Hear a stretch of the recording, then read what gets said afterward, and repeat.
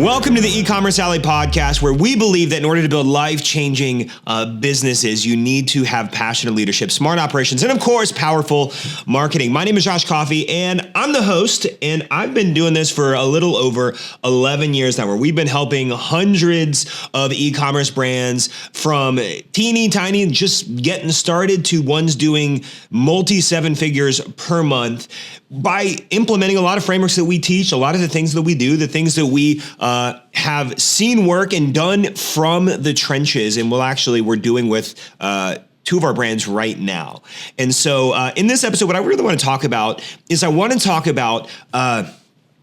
our Q1 marketing strategy is. And before you start saying, what the heck, Josh, you're releasing this at the end of January. Well, I want to apologize because we had a baby and I had this written and we weren't able to get to the filming of this before the baby came. So I want to break down our Q1 marketing strategy, but this isn't just for the first quarter. This is for whenever you have a slow season. Some brands that we work with, the first quarter is actually their really busy season. And in other brands, the summer is their Q1. That's their winter season. And so this applies to whenever you have a slump. Whether you have the summer sales slump that a lot of brands experience, whether Q1 is that slow season of time, I want to walk through some frames of mind and some things that you can do to have much better quarters and much better months when those times are coming. And so this is often how, and like in a lot of our coaching, I reference a lot of these mindsets and a lot of these things. So I want to give you some perspective on how to look at slow season. And then I want to give you some tactics that are just really practical. Like, what can you do when things are slow? Like, do you keep doing ads? Do you stop doing ads? Do you start doing other things? Like, should you release new products? Like, what should you do in those slow seasons? Because while I love to have this mindset of, hey, I want to expand when others contract, I love that mindset. There is a reality of buying behavior changes in your industry or based on whatever you're selling. And so we have to adjust a little bit of what we're doing accordingly. And so here's what I'm going to do. I'm going to talk about three things that we do and how I approach slow season. So the first thing is we look at things from when things get slow. So Q1 for most people is slow. We have a Churchill expectation, we have a Templeton mindset, and we have a Balboa work ethic. So here's what I mean by that. So Winston Churchill expectation is what I'm talking about. If you don't know who Winston Churchill is, he was a prime minister of the United Kingdom. And this was back in like World War II era, back in like the 1930s, early 40s. Someone that has more historical background can probably fact check me on that.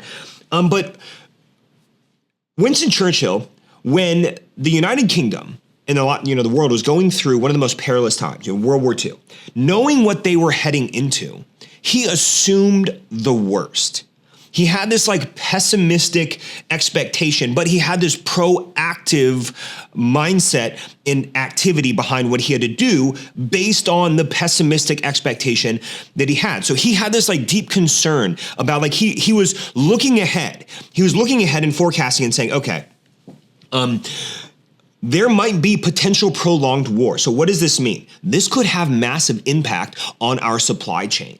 This could affect our food, our fuel, our resources that Britain has. And so what he did was he began advocating for stockpiling of those things. He prepared for a drawn out conflict. He prepared for the worst case scenario. And I think this is important because if you go into Q1, you cannot have the expectation of Q4. And this is really every year I get to see this play out because we work with a little bit more than on our coaching and education training side of the company. We work with a little over 300, probably close to 350 e-commerce business owners.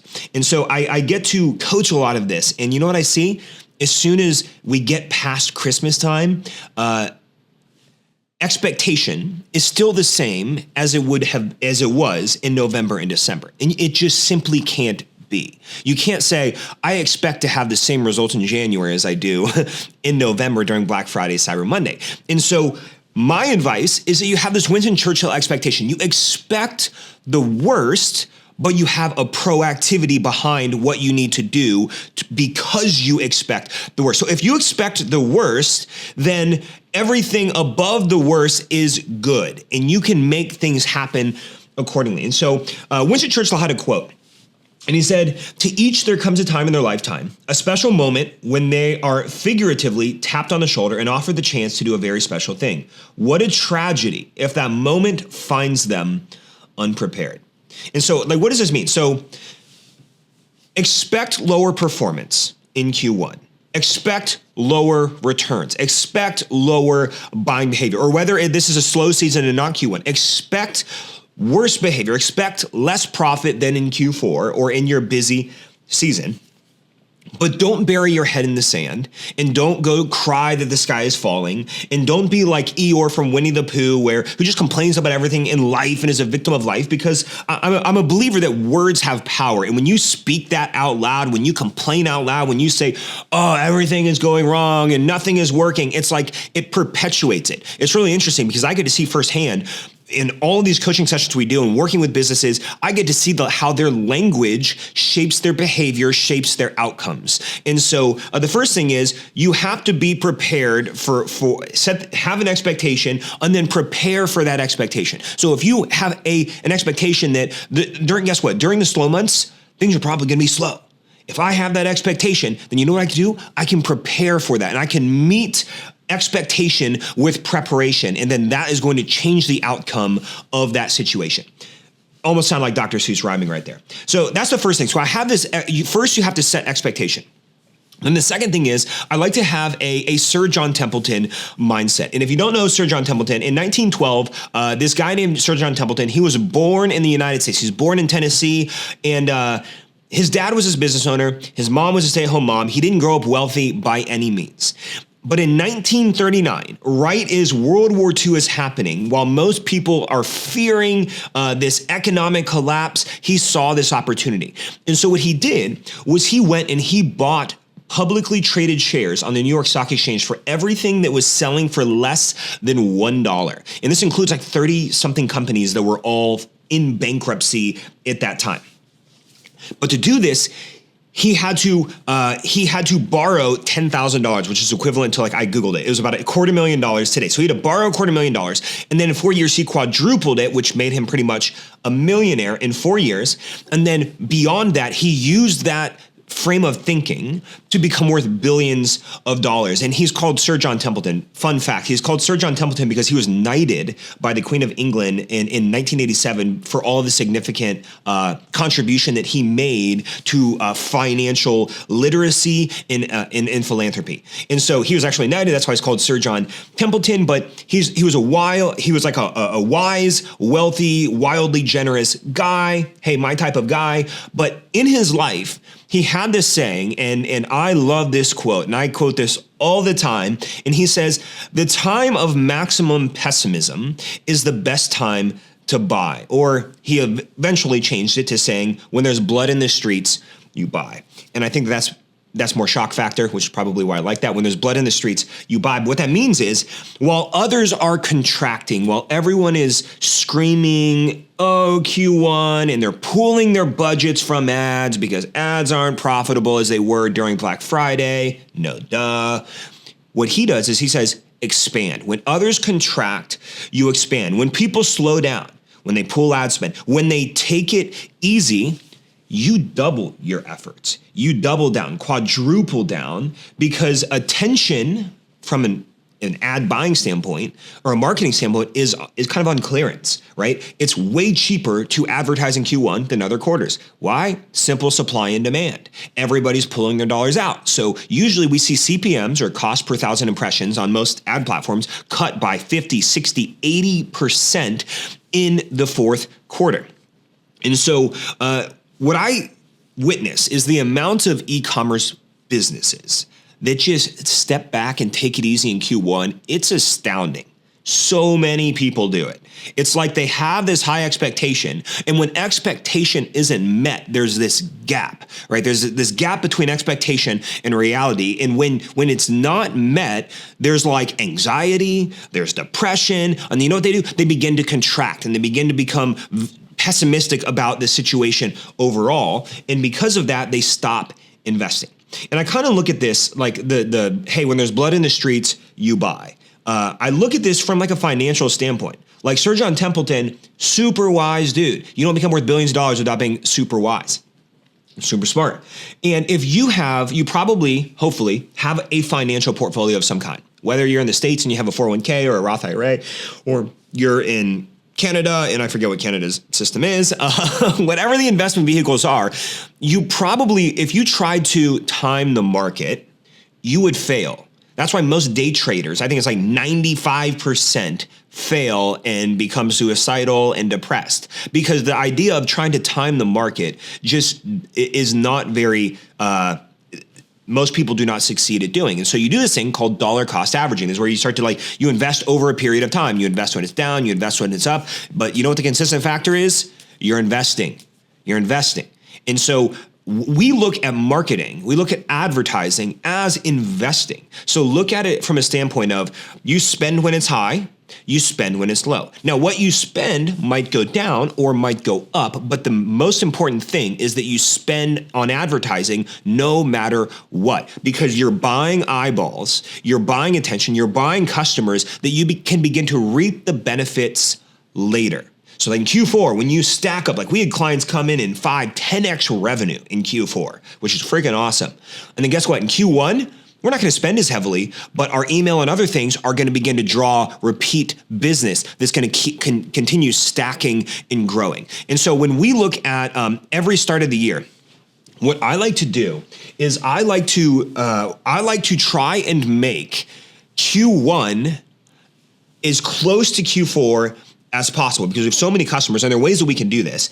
And we like to try and say, hey, how do we make our previous Q4 the new baseline? How do we make that our minimum revenue quarter in the next year? And so there are ways to do it. I'm going to get into some of these ways that you can do it, but having a Templeton mindset, you have to expect lower ad performance, expect lower results. But that doesn't mean stop doing what you're doing. It doesn't mean you should slow down. It means what you might need to do is you need to double down. You need to quadruple down. You have to make up gap. You have to make up that space. And in doing this, and having this this intentionality behind your investing in your marketing and behind all the things you're going to do, it takes a lot of mental fortitude, because like your brain is going to scream at you and you're going to look at the Reddit threads, or you're going to look at other people posting about oh, my ads are doing bad, or like nobody's buying, wah, wah, wah. But it takes mental fortitude to push through that and be like, you know what? Good. Let them complain so that there's more supply in the market of eyeballs that I can buy on clearance, because nobody else is doing that. And so don't throw in the towel like everyone else. Hyper-focus your attention on ad spend percentages to keep in check. This is another thing. I'm not going to get into that. We have an episode on ad budget management. Go ahead and check that out. Keep your ads profitable, even if they aren't as profitable as Q4, and then set the tone for a profitable year ahead. And so this is what I call like having a Sir John Templeton mindset. And this is how we approach so much in our business. When everyone else is contracting, we expand. We as a company, we double our ad spend in Q1 because CPMs cut in half. And so we double our ad spend because now we're making 4 times the progress, right? If CPMs cut from like $40 to $20, but I'm spending double the amount, well, guess what? I'm reaching 4 times the amount of people. And so like, this is like, it takes a lot of mental fortitude to do this, but also a lot of preparation. Like you should expect to invest more dollars at a break even or a tiny deficit in Q1, but you know what's going to happen? It's going to pay off, because as you spend, your social media followers grow, your email grows, your SMS grows, your brand awareness grows, the trust grows, the attention grows, even if people aren't buying right after Christmas in January. But you know what's going to happen? They're going to see you, and then they're going to see you, and then they're going to see you, and then as the year progresses, they're going to begin to buy because they've seen you so much. So we like to have a Winston Churchill expectation, expect the worst. We like to have a Sir John Templeton mindset. When there's blood in the streets, you buy. When people are contracting, expanding, screaming that the sky is falling, being Eeyores like Winnie the Pooh, you expand intentionally. And then we have a Rocky Balboa work ethic. And so what this means is you just have to do the freaking work. Like you just have to do the work. You have to expect to work harder in Q1 than in Q4.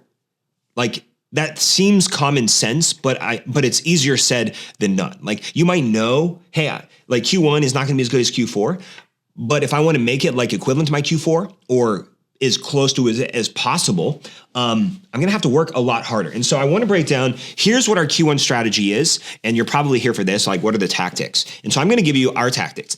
And we are doing this right now with two of our brands. And guess what? They're going great. They're going great. January is about to be 5x over last January for one of them. And it's about to be 10x over the previous January for the second one. And so this is our strategy. And guess what? It is so simple. It is not hard to do this. And so here's what we do. We do three things. Thing number one is we run ads. And what this means is obviously we're going to run ads, but we're going to be okay with break evens. We're going to be okay with break evens. And this is hard because you always want to be profitable on the front end because that allows you to expand. It allows for you to have cash cushion for inventory purchases, et cetera. But we have to be okay with break evens because here's the thing. We came out of Q4. We're sitting on cash. Use that cash to invest. Don't take that cash and go sink it into more labor. Don't take that cash and go sink it into all kinds of additional overhead or buy a lot of stuff or take a massive profit share and just liquidate your cash position. Use that cash to expand when it's cheaper, right? So we're going to be okay with break evens. Because here's the thing, like with a break even, like my break even, if your margin is 50%, I'm going to use simple math here. If your profit margin is 50% on a unit or on a product, your break even is 2, right? I can take 1 divided by profit margin. So 1 divided by 0.5 is 2. So your break even return on ad spend would be a 2. And if you're getting a 2, then you're getting free customers, you're compounding attention, you're growing your email list, you're gaining social media followers, and that is good. That is worth it. Along with that, with running ads, we're going to keep our ad spend inside our target allocation percentages. So you have to keep these in check. And so I have a podcast on this. I'm not going to get into details. Episode 147 is called our Ad Budget Management System.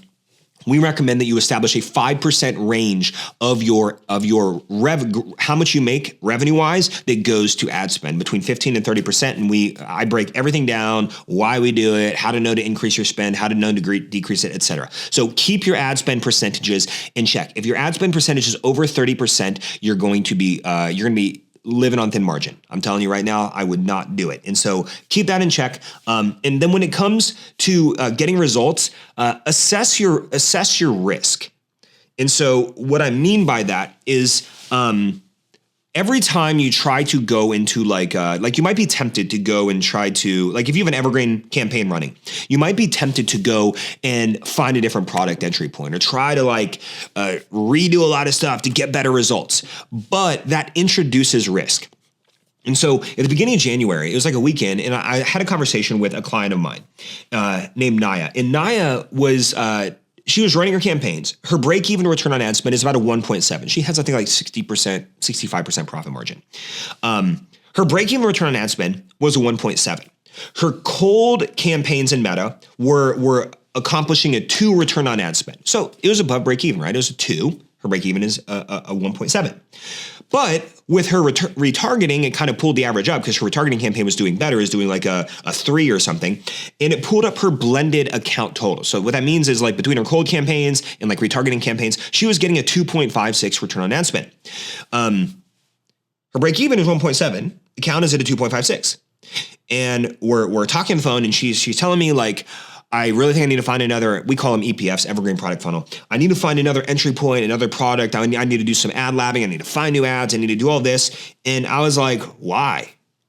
She said, well, like, I really want to get the results up. Like I should be doing like a 3 to 3.5. And I was like, well, we're in Q1 and what's the best results you've ever gotten? Like, what are the best in the last 3 years of running ads? We worked together for like 2.5. I said, what's the best time you ever had, the best month you ever had with your ad spend? And she said, the best I ever had was a 3.5 return on ad spend back in October during a Halloween product drop. She sells like dog collars and it was really cool. Like it had like spooky, like cute little ghosts on it. It was really, really cute. So very niche, very timely, very seasonal, right? And usually that draws a lot of urgency that drives results up. And so her best results ever were a 3.5 return on ad spend. And I was like, well, when you tinker, you introduce risk. So how hard will you have to work to go from a 2.56 up to a 3.5, the best you've ever done? You'll have to work pretty hard. You'll have to do a lot of stuff. You'll have to really refine, master everything. And that's even if you can do it. Because here's what happens a lot of times. You start tinkering, you start doing different things because you're like, well, it's not the results that I want. And you have this expectation of a 3.5 because we just did that in October. And then November and December were amazing because holidays, right? And so you have this in your mind. So her expectation was all the way up here, but you can't have that expectation in January. You can't have that expectation in February. And so to get back to these results that are in a timely period of time when just buying behavior is wildly high, I'm not saying it's impossible, but statistically, it's very, very, very improbable.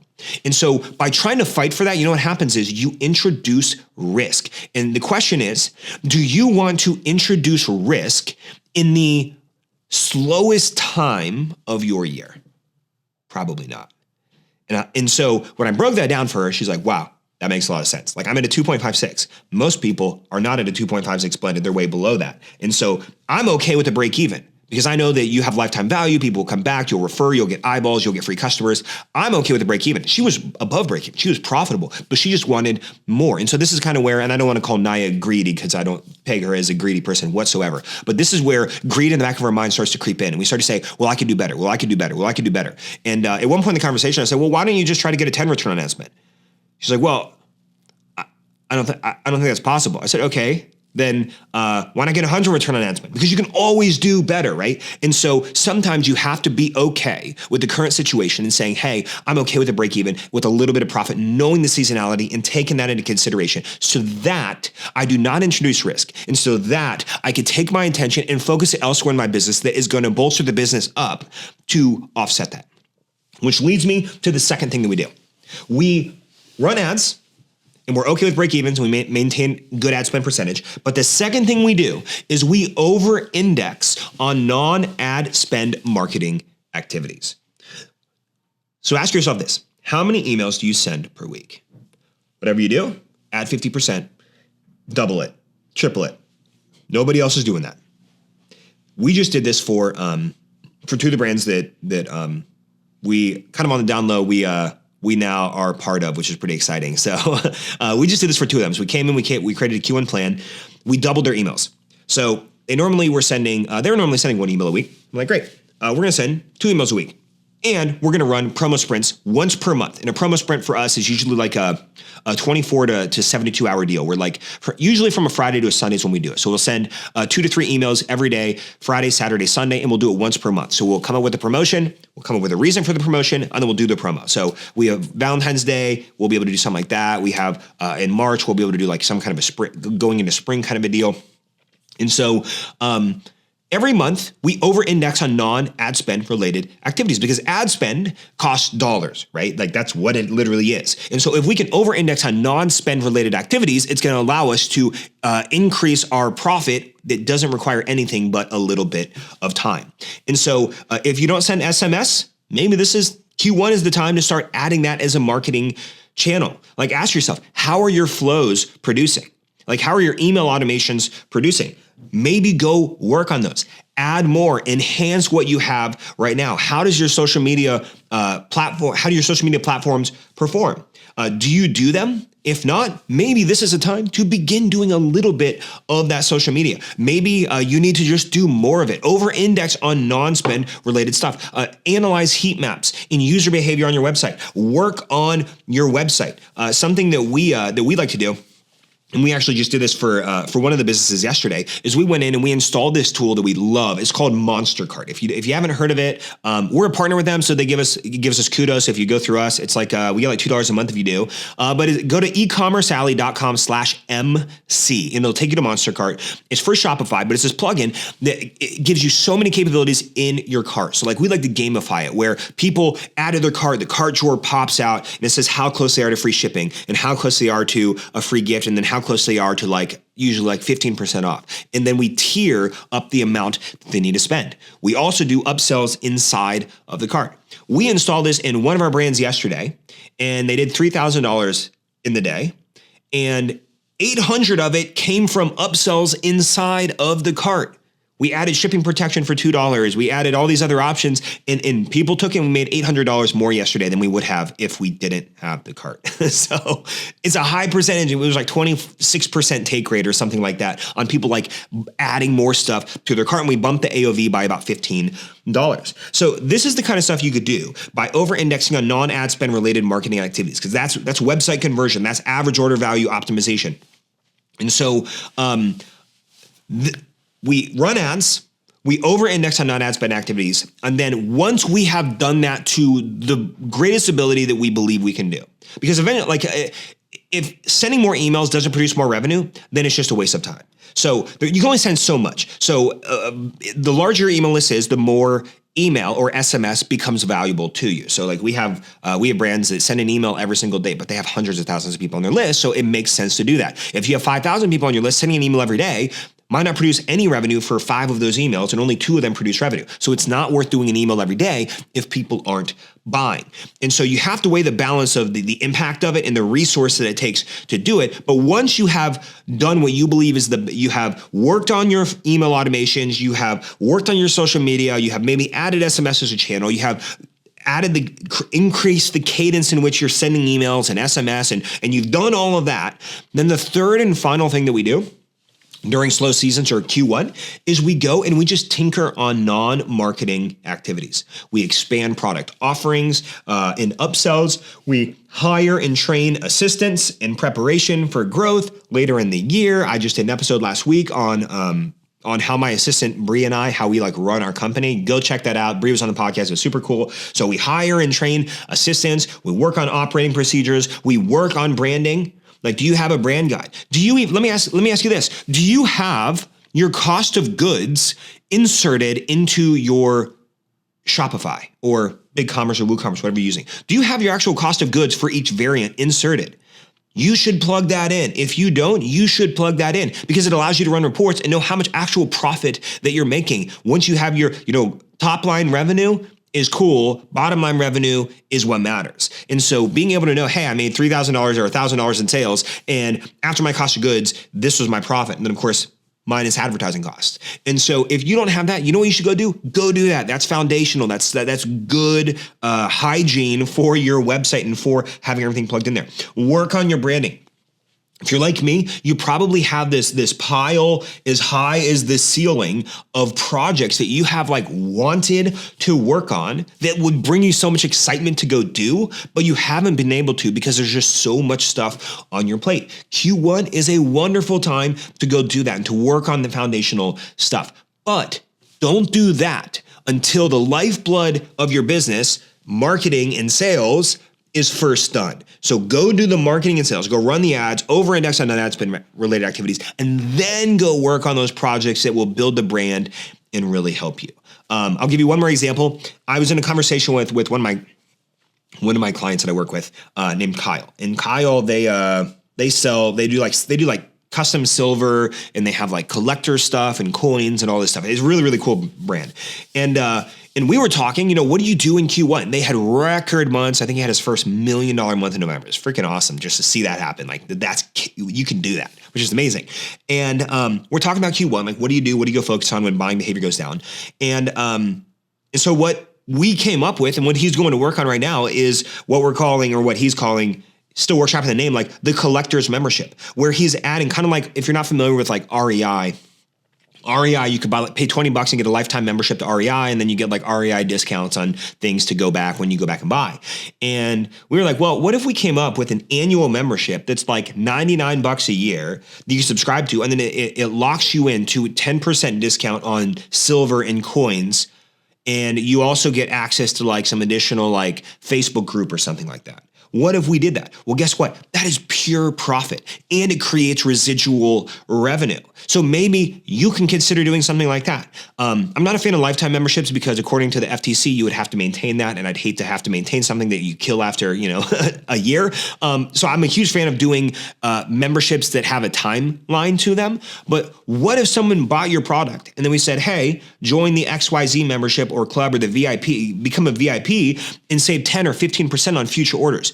Well, you know what that does? It creates increases your average order value on the front end because of the people that join the membership at a 100% profit because it's just digital. It creates recurring revenue for all the people that will renew.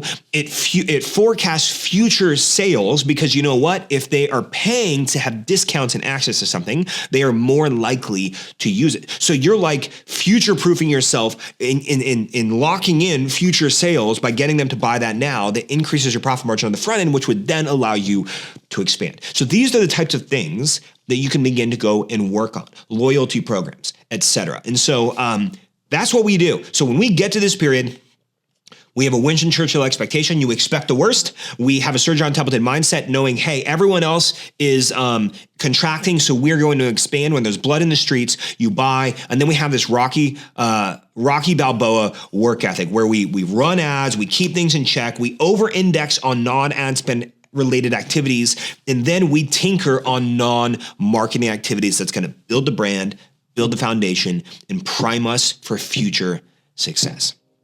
Well, I hope this was helpful. I'm now a dad, which is pretty stinking sweet. I'm sure at some point you'll all get to meet William Mark Coffy, who is now my only son, and I'm very excited about what this year has in store. We have a lot more stuff we're going to be doing on the podcast. If you enjoyed this, please do me a huge favor. Go ahead, drop a comment if you're on YouTube and say like, hey, what resonated? Like what stuck out to you that you're like, I might need to go do this, or this is some way that I need to start thinking and approaching things inside my business. If you're listening on the podcast, I would love it if you could just take like 5 seconds. Please just rate the podcast. We're trying to get to like 100 reviews in the podcast. I think we have like 70 on iTunes and like 70 on Spotify. So if you could help us get to 100, that would mean the world to us. And we appreciate you, and we'll see you in the next episode.